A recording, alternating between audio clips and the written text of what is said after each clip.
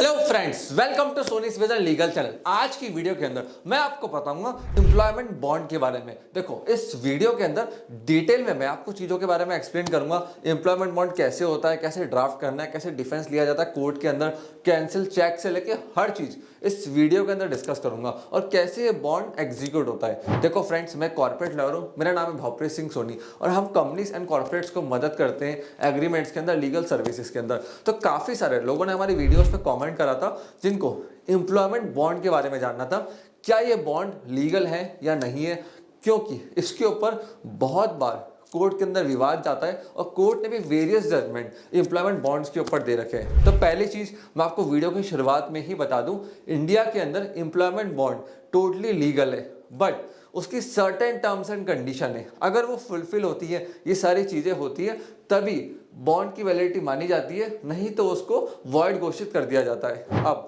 एक चीज का ध्यान रखना, जब भी एम्प्लॉयर आपसे एम्प्लॉयमेंट बॉन्ड साइन करवाता है ना, तो उस पर आपकी कंसेंट होनी चाहिए, वो स्टैम्प पेपर के ऊपर होना चाहिए। अगर स्टैम्प पेपर के ऊपर नहीं है तो वो वैलिड नहीं है। और अगर एम्प्लॉय बॉन्ड को साइन कर रहा है, एम्प्लॉयर उसे साइन करवा रहा है कि 1-2 साल मेरी कंपनी में रुको, तो एम्प्लॉयर को जस्टिफिकेशन देना पड़ेगा कि मैंने एम्प्लॉय की ट्रेनिंग के ऊपर पैसा खर्च करा है। ऐसा नहीं करता तो कोर्ट उस एग्रीमेंट को वॉइड मानेगा, इस चीज का ध्यान रखना। अब अगर आप एक एम्प्लॉयर हो तो आप ट्रेनर से एक इनवॉइस ले सकते हो कि हमने इस एम्प्लॉय को इस कंपनी की ट्रेनिंग दी है, इतना इतना हमारे कॉस्टिंग लगी है, उससे आप कोर्ट में ऐसा एविडेंस दिखा सकते हो। और बॉन्ड के अंदर भी चीजें क्लियरली मेंशन होनी चाहिए कि अगर वो 1 या 2 साल तक रिटेंशन है तो हमने इतना पैसा एम्प्लॉय की ट्रेनिंग के ऊपर, उसकी पर्सनल ग्रूमिंग के ऊपर, उसके डेवलपमेंट के ऊपर खर्च करा है। देखिए, एम्प्लॉयमेंट बॉन्ड भी बहुत जरूरी होता है। अगर आपको लग रहा है एम्प्लॉयमेंट बॉन्ड क्यों भरवाना चाहिए, क्योंकि होता क्या है, एम्प्लॉयज कई बार कंपनी में सिर्फ 1-2 महीने 3 महीने काम करने के लिए आते हैं, मजे लेने के लिए आते हैं। उससे क्लैरिटी मिलती है एक एम्प्लॉय को और एक एम्प्लॉयर को कि हाँ, ये एम्प्लॉय मेरे साथ 2 साल तक टिकेगा। तो आप उसको अच्छे से एक्सप्लेन करो कि भैया 2 साल तक तेरे को या मेरे साथ टिकना है, 2 या 3 साल तक, उससे पहले छोड़ता है तो इतना अमाउंट तेरे को मेरे को देना पड़ेगा। अब अगर आपके एम्प्लॉय ने एम्प्लॉयमेंट बॉन्ड को साइन कर दिया, क्या वो बीच में छोड़ के जा सकता है? देखिए, अगर एम्प्लॉय ने बॉन्ड को साइन कर दिया बट उसने ट्रेनिंग नहीं ली, फर्स्ट सैलरी नहीं उठाई, तो उसकी वैलिडिटी नहीं है, वो छोड़ के जा सकता है, क्योंकि उसने मॉनेटरी आपसे कुछ नहीं कमाया है। बट हाँ, बॉन्ड साइन कर दिया, ट्रेनिंग ले ली, फर्स्ट सैलरी उठा ली, तो फिर वो छोड़ के नहीं जा सकते। और अंडर इंडियन कॉन्ट्रैक्ट एक्ट 1872 उसके अंदर एक साफ बताया गया है कि जितने भी एम्प्लॉयमेंट के एग्रीमेंट होते हैं ना, वो वन साइडेड नहीं होने चाहिए, पार्टीज की फ्री कंसेंट होनी चाहिए। अगर पार्टीज की कंसेंट फ्री नहीं है, मतलब जो साइन कर रहा है उसको सारी इंफॉर्मेशन नहीं है, चीजें पता नहीं है, उसकी कंसेंट नहीं है, तो वहां पे वो एग्रीमेंट वॉइड हो जाएगा, एम्प्लॉय छोड़ के जा सकता है विदाउट पेनल्टी। अब एम्प्लॉयमेंट एग्रीमेंट के अंदर, कॉन्ट्रैक्ट एक्ट के अंदर बहुत सारे नेगेटिव चीजों को भी इन्होंने वैलिड माना है, जैसे duration to stay with the company, मतलब एम्प्लॉयर साइन करवा सकता है एक एम्प्लॉय से कि इतने टाइम तक आप हमारी कंपनी के साथ रुकोगे। सेकंड चीज, नॉट ज्वाइनिंग कॉम्पिटिटर, कि 1 साल 2 साल तक आप मेरे कॉम्पिटिशन को ज्वाइन नहीं करोगे। तीसरी चीज, एनडीए, मतलब जो क्रिटिकल इन्फॉर्मेशन मैंने दी है वो मार्केट के अंदर जाके आप लीक नहीं करोगे। बट इसकी भी कंडीशंस है कि फ्री कंसेंट से होना चाहिए, दोनों पार्टीज को पूरी इंफॉर्मेशन होनी चाहिए हर चीज की, तभी उसको वैलिड माना जाएगा। अब एक केस हुआ था सिस्पा इंडिया लिमिटेड वर्सेस श्री मानस प्रतिमा देव। अब इसके अंदर क्या हुआ था, एम्प्लॉयर ने केस फाइल कर दिया, बोला कि इस एम्प्लॉय को मेरे साथ 3 साल तक वर्क करना था और ये अब छोड़ के जा रहा है, तो अब इसको मेरे को 2 लाख की पेनल्टी देनी है। कोर्ट ने कहा कि पेनल्टी रीजनेबल होनी चाहिए। अब कोर्ट ने फाइनल जजमेंट के अंदर 22,000 रुपीज, 532 रुपीज की पेनल्टी डिसाइड करी। तो कोर्ट ये देखता है कि रीजनेबल अमाउंट होना चाहिए पेनल्टी का, अनरीजनेबल अमाउंट नहीं होना चाहिए। अब कब एक एम्प्लॉयमेंट बॉन्ड वैलिड है वो आपको वापस एक्सप्लेन करता हूं। सबसे पहली चीज, एग्रीमेंट दोनों पार्टी साइन करेंगे, फ्री कंसेंट से करेंगे, ऐसा नहीं है कि एक को फोर्स करके एग्रीमेंट साइन करवाया गया। दूसरी चीज, एम्प्लॉयर को दिखाना पड़ेगा कि मैंने इतना इतना एक्सपेंस एम्प्लॉय की ट्रेनिंग पे करा है, इतने टाइम तक करा है, उसका मटेरियल होना चाहिए, ट्रेनिंग का इनवॉइस होना चाहिए, सारी एविडेंस होनी चाहिए, तभी उसको वैलिड माना जाएगा।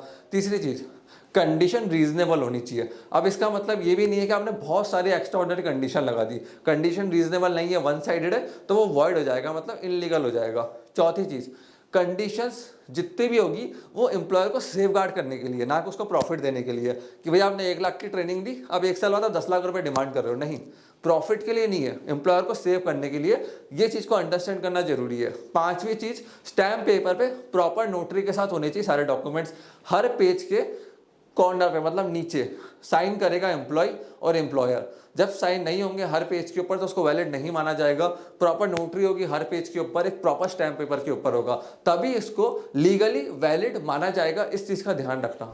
इंडियन लॉज के अकॉर्डिंग आप किसी भी एम्प्लॉय को बॉन्ड नहीं कर सकते हो कि इतने टाइम तक जबरदस्ती हमारे साथ वर्क करो। अगर उसको बीच में छोड़ के जाना है वो फिर भी जा सकता है, बट कंडीशन है वो कंपनी को डैमेजेस पे करे या 2 मंथ्स 3 मंथ्स की जो सैलरी उसकी बनती है वो पे करके जाए कंपनी को, जिससे कंपनी दूसरा एम्प्लॉय हायर कर सके। आर्टिकल 19 के अंदर फ्रीडम ऑफ वर्क दिया गया है। अब बॉन्ड नहीं कर सकते कि देखो रुकना ही है, देखो यहाँ बैठना ही है, डैमेजेस दे, अपना सारे एनओसी ले, डॉक्यूमेंट्स ले, हमें छोड़ के जा सकता है। अब इंडियन कॉन्ट्रैक्ट एक्ट में एक चीज और कही गई है कि अगर एग्रीमेंट वन साइडेड होगा ना तो उसको नल एंड वर्ड घोषित कर दिया जाएगा कि एम्प्लॉय के फेवर में कुछ भी नहीं है, सब कुछ एम्प्लॉयर के फेवर में था। तो इस चीज को भी आपको ध्यान रखना है जब आप लोग ड्राफ्टिंग करा रहे हैं ऐसा एम्प्लॉयर। और देखिए एक एम्प्लॉय को डर लगता है कि जब वो बॉन्ड को साइन करता है कुछ भी करता है ना, क्योंकि एम्प्लॉयर के पास पैसा है, उसके पास कंपनी, उनके पास प्रॉफिट्स होते हैं, बैकअप होता है। एम्प्लॉय अपना घर चलाने के लिए आता है। अब एम्प्लॉय को ये डर लगता है कि भैया अगर केस हो गया तो लिटिगेशन 5 साल चलेगा, 5 साल लॉयर की फीस,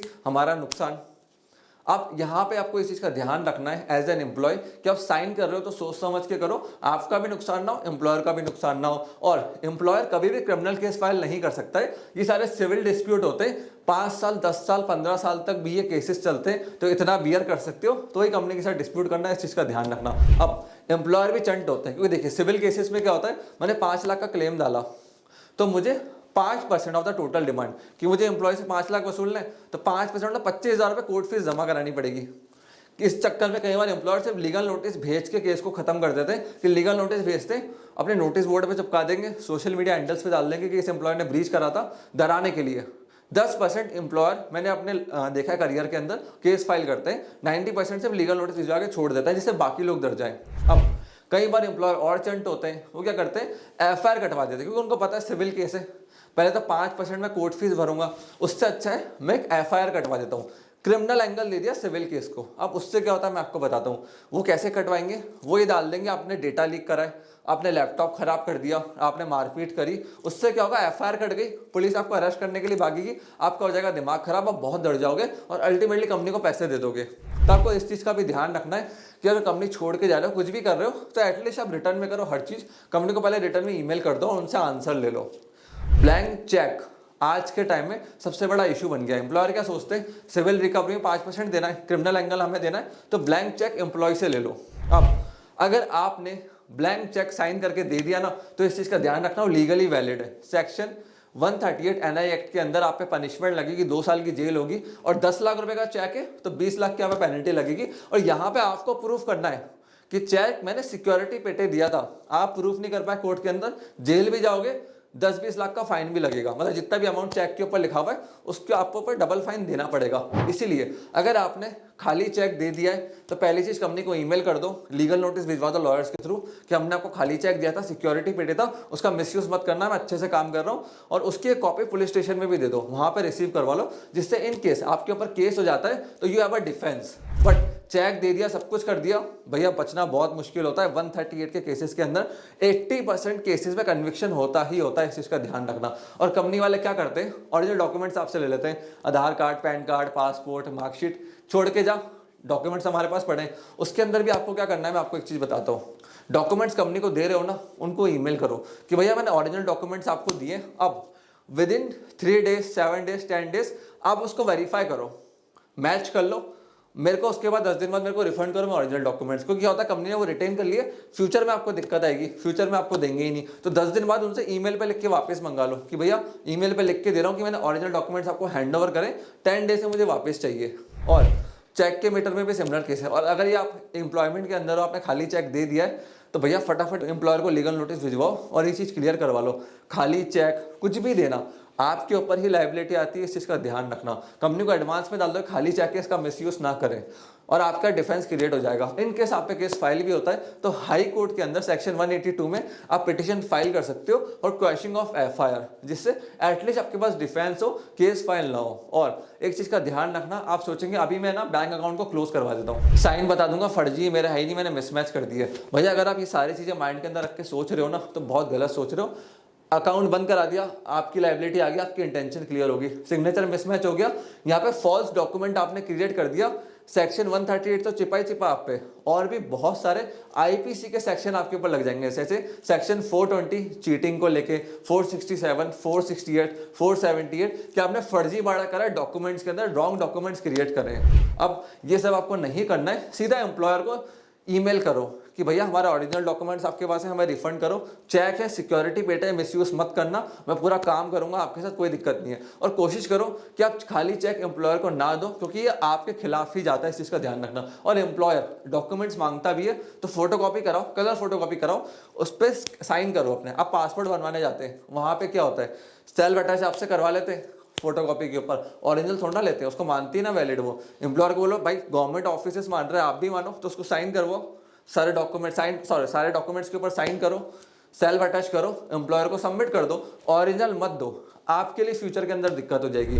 अगर आप एक बिजनेस चला रहे हो, कंपनी चला रहे हो, आपको एम्प्लॉयमेंट बॉन्ड की ड्राफ्टिंग करानी है, आपको समझना है कि सारे प्रोसेस कैसे होते हैं, कैसे हम लीगली एग्जीक्यूट कर सकते हैं और स्मूथ प्रोसेस को चलाना है आपकी कंपनी के अंदर आपके एम्प्लॉयज के साथ, तो आप हमें इस नंबर पर कॉल कर सकते हो, हमारी लीगल टीम से कनेक्ट हो सकते हो। हम कंपनीज एंड कॉर्पोरेट्स के लिए ही काम करते हैं पैन इंडिया, उनको मदद करते हैं लीगल ड्राफ्टिंग के अंदर, पॉलिसीज बनाने के अंदर, ये सारे बॉन्ड्स के एग्जीक्यूशन के अंदर। और अगर आप एक एम्प्लॉय हो तो इस वीडियो से आपको समझ में आएगी आपको क्या क्या चीज़ों का आप ध्यान रखना है एक एम्प्लॉयमेंट बॉन्ड साइन करते समय। फ्रेंड्स, अगर आपको मेरे से जुड़ना है तो आप मेरे को इंस्टाग्राम पे फॉलो कर सकते हो @भोप्रीत ये मेरी इंस्टाग्राम आईडी है। आप मेरे को लिंक्डइन के ऊपर फॉलो कर सकते हो, ये मेरी लिंक्डइन आईडी है, डिस्क्रिप्शन में आपको लिंक मिल जाएंगे। और इस चैनल को सब्सक्राइब करो, जिससे क्या हमारा मोटिवेशन बढ़ेगा, मेरी टीम का मोटिवेशन बढ़ेगा, और जैसे ही हम ऐसी कमाल की वीडियो लेकर आएंगे आप लोगों को तुरंत उसका नोटिफिकेशन मिल जाएगा। आपने इस वीडियो को यहाँ तक देखा, हम लोगों को इतना प्यार एंड सपोर्ट दिया, उसके लिए धन्यवाद।